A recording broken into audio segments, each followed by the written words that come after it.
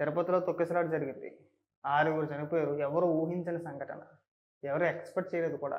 అలా జరుగుతుంది, అంతమంది చనిపోతారని చెప్పేసని ఎవరు ఊహించనిది. ఒక సంఘటన జరిగింది. రాష్ట్ర వ్యాప్తంగా మనిషి అనే ప్రతి ఒక్కడు కూడా బాధపడుతున్నారు. ఆ సంఘటన చూసి, ఆ సంఘటన తెలిసిన తర్వాత అయ్యో! 6 చనిపోయారని చెప్పేసని ప్రతి ఒక్కరు బాధపడుతున్నారు. మనిషి అన్నవాడు ప్రతి ఒక్కరు. ఒక్క జగన్మోహన్ రెడ్డి, వైఎస్ఆర్‌సీపీ పార్టీ నాయకులు తప్ప. వాళ్ళు ఇక్కడ కూడా రాజకీయం చేయడం మొదలుపెట్టారు. ఒకసారి వైఎస్ఆర్‌సీపీ పార్టీ అఫీషియల్ పేజీలో చూడండి. 1, 2, 3, 4, 5 ప్రతి ఒక్కరు కూడా దొరికిందే సందు, అవకాశం దొరికింది శవ రాజకీయం చేయడానికి అని చెప్పేసని ఆ సంఘటన పైన వాళ్ళకిష్టం వచ్చిన విధంగా కొంతమంది అధికారులు నిర్లక్ష్యం అని చెప్పేసని కొంతమంది, అలాగే టీటీడీ చైర్మన్ బాధ్యత వహించాలని చెప్పేసని, లేదా హోంమంత్రి గారు బాధ్యత వహించాలని చెప్పేసని వాళ్ళకి నచ్చిన విధంగా విష ప్రచారం చేసుకుంటే వెళ్ళిపోతున్నారు. ఏమండి, తొక్కిసలాట ఎవరు ఊహించినది. నిన్నటి వరకు అదే అధికారులు, ఇప్పుడు ఏదైతే అధికారులు నిర్లక్ష్యం అని చెప్పేసని మనం మాట్లాడుకుంటున్నామో, నిన్నటి వరకు అదే అధికారులు భక్తులకి ఎలాంటి లోటుపాట్లు లేకుండా అదే అధికారులు అక్కడ విధులు నిర్వహించారు నిన్నటి వరకు కూడా. ఈరోజు ఏదో ఒక సంఘటన జరిగిందని చెప్పేసని మనం అధికారులను నిందించలేము. అలాగని చెప్పేసని జరిగిన సంఘటన తప్పు పట్టకుండా ఉండలేము. అది భక్తుల మధ్య సమన్వయ లోపమా, లేదంటే ఎవరైనా కావాలని చెప్పేసని అక్కడ తొక్కిసలాటకి ప్రేరేపించే విధంగా ప్రవర్తించారా అనేది విచారంలో ఖచ్చితంగా తెలుస్తుంది. కానీ ఈలోపు మనం బాధ్యతగా ఉండాలి కదా. ఇక్కడ వీటిని కూడా మనం రాజకీయం చేయకూడదు కదా. దానికి సాక్షులు ఏమని రాసుకొచ్చాడంటే, ఏడుకొండలవాడ ఎంత ఘోరం ఎంత ఘోరం, ఎవరు నేరం ఇది, ఎంతటి పాపం ఇది, వైకుంఠ ఏకాదశి టోకెన్ల జారీలో తొక్కిసలాట, 6 మృతి, 10 సంఖ్యలో భక్తులకు గాయాలు, తిరుపతిలో టోకెన్ల కేంద్రాల వద్ద ఉదయం నుంచే పోటెత్తిన లక్షలాది భక్తులు, రాత్రి 8:35 ఒకసారిగా గేట్లు ఓపెన్, దూసుకెళ్లిన భక్తజనం, క్యూలైన్ నిర్వహణలో చేతులెత్తేసిన అధికారులు, అడుగడుగునా నిర్లక్ష్యం, ఫలితంగా తోపులాట, నలిగిపోయిన వృద్ధులు, చిన్నారులు, మహిళలు, రుయా స్విమ్స్ ఆసుపత్రులకు క్షతగాత్రుల తరలింపు, భక్తుల ఆర్తనాదాలతో దద్దరిల్లిన ఆధ్యాత్మిక నగరం. ఇలా రాసుకొచ్చిన వార్త. ఇదే వార్త ఆంధ్రజ్యోతిలో కూడా చూద్దాం ఒకసారి మనం. ఇవాళ అన్ని పత్రికల్లోనూ కూడా ఇదే వార్త వచ్చింది. కానీ వీళ్ళు విచిత్రంగా ఇక్కడ కూడా రాజకీయం చేయాలని చూస్తున్నారు. అంటే ఎవరైనా కోరుకుంటారు మనుషులు చనిపోవాలని చెప్పేసి. గతంలో కూడా ఈ టోకెన్ల సిస్టమ్ తీసుకొచ్చింది జగన్మోహన్ రెడ్డి ముఖ్యమంత్రిగా ఉన్నప్పుడే. ఇది నేను చెప్పేది కాదు, వాళ్ళ ఆంధ్రజ్యోతిలో వచ్చిన వార్త.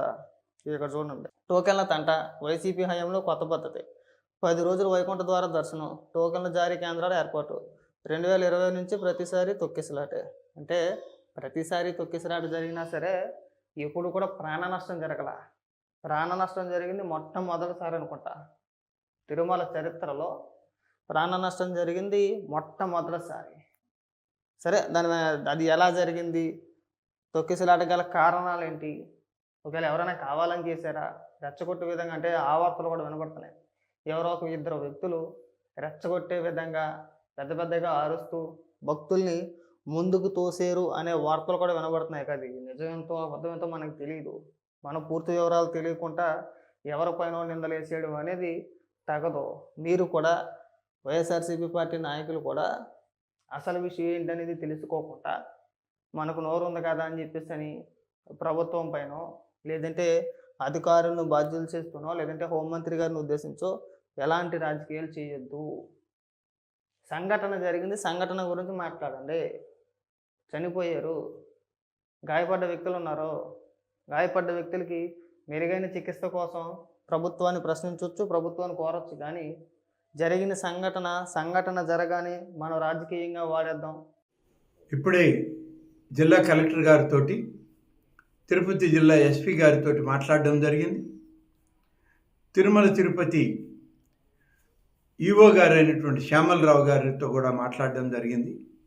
దాదాపుగా 6 మంది ఈ తొక్కిసలాటలో చనిపోయారని, 26 మంది రుయా హాస్పిటల్లో మరి అడ్మిట్ అయ్యారని, మరొక 6 మంది స్విమ్స్ హాస్పిటల్లో అడ్మిట్ అయ్యారని, వారికి ఎలాంటి ప్రాణాపాయ పరిస్థితి లేదు, అందరికీ కావలసినటువంటి మెరుగైనటువంటి వైద్య సౌకర్యాన్ని ఏర్పాటు చేస్తున్నామని జిల్లా అధికారులు, తిరుమల ఈవో గారు ఇద్దరు చెప్పడం జరిగింది.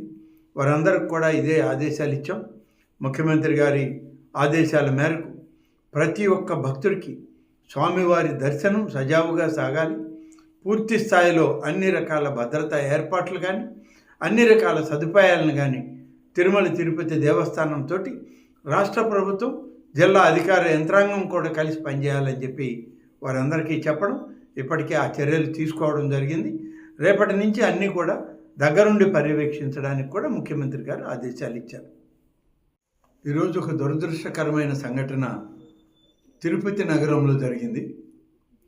మరొక 24 గంటల్లో ప్రారంభం కాబోతున్నటువంటి ముక్కోటి ఏకాదశి ఉత్సవాలు శ్రీ వెంకటేశ్వర స్వామి సన్నిధిలో భక్తుల యొక్క తమ దర్శనార్థం ఎంతోమంది, లక్షలాది మంది ఇవాళ తిరుపతి, ఇవాళ రేపు స్వామివారి దర్శనానికి తరలి రావడం జరుగుతుంది. ఒక దురదృష్టకరమైన సంఘటన అక్కడ జరిగింది, తొక్కిసలాట. 6 మంది భక్తులు, వివిధ ప్రాంతాల వాళ్ళు చనిపోవడం కూడా జరిగిందని చెప్పి కలెక్టర్ గారు, ఎస్పీ గారు చెప్పడం జరిగింది. అన్ని రకాలుగా ఏర్పాట్లు చేయమని, భక్తుల యొక్క మనోభావాలను కాపాడడానికి, భక్తులు అందరూ కూడా స్వామివారి దర్శనార్థం వారికి అన్ని సకల సౌకర్యాలను ఏర్పాటు చేయమని ఇప్పటికే ప్రభుత్వం, రాష్ట్ర ముఖ్యమంత్రి శ్రీ చంద్రబాబు నాయుడు గారు ఆదేశాలు ఇవ్వడం జరిగింది. కానీ ఇది ఒక దురదృష్టకరమైన సంఘటన ఈరోజు తిరుపతిలో సాయంత్రం జరగడం. దీని మీద చనిపోయినటువంటి కుటుంబాలకు, ఆ వ్యక్తులకు ప్రగాఢమైన సానుభూతిని తెలియజేస్తూ వారిని పరామర్శించడమే కాదు, రేపటి నుంచి జరిగేటువంటి ముక్కోటి ఏకాదశి కార్యక్రమాలను కూడా పర్యవేక్షించడానికి గౌరవ ముఖ్యమంత్రి గారి ఆదేశాల మేరకు మరి నేను, రాష్ట్ర రెవెన్యూ శాఖ మంత్రి శ్రీ అనగాని సత్యప్రసాద్ గారు, అలాగే రాష్ట్ర హోంశాఖ మంత్రి శ్రీమతి అనిత గారు అందరం కలిసి తిరుమతికి బయలుదేరాం. దారిలో ఉన్నాం. కొద్ది సమయంలో ఉదయం కంతా అక్కడ చేరుకునేటువంటి అవకాశాలు ఉన్నాయి. అందరం కలిసి ముఖ్యమంత్రి ఆదేశాల మేరకు ఈ యొక్క కార్యక్రమాల్ని పూర్తిగా నిర్వహించడం జరుగుతుంది. అధికారుల యొక్క సమన్వయ లోపాన్ని సరిచేసుకొని టీటీడీ బోర్డు కానీ, అధికారులు కానీ, జిల్లా అధికార యంత్రాంగం అంతా సమన్వయంతో రాష్ట్ర ప్రభుత్వం యొక్క ఆదేశాల మేరకు, గౌరవ ముఖ్యమంత్రి శ్రీ చంద్రబాబు నాయుడు గారి ఆదేశాల మేరకు సజావుగా ముక్కోటి ఏకాదశి ఉత్సవాల్ని మరి మొదలుపెట్టి పూర్తి చేయడానికి కూడా మేమందరం అక్కడే ఉండి పనిచేయడం జరుగుతుంది. ఇప్పటికే ముఖ్యమంత్రి గారు ఆదేశాలు ఇచ్చారు. దాని మీదట మేము రేపు ఉదయానికంతా అక్కడికి చేరి అధికారులతో సమన్వయ కార్యక్రమాలను చేస్తూ ముఖ్యమంత్రి గారికి, రాష్ట్ర ప్రభుత్వానికి అన్ని కార్యక్రమాల యొక్క వివరాలను అందించడం జరుగుతుంది.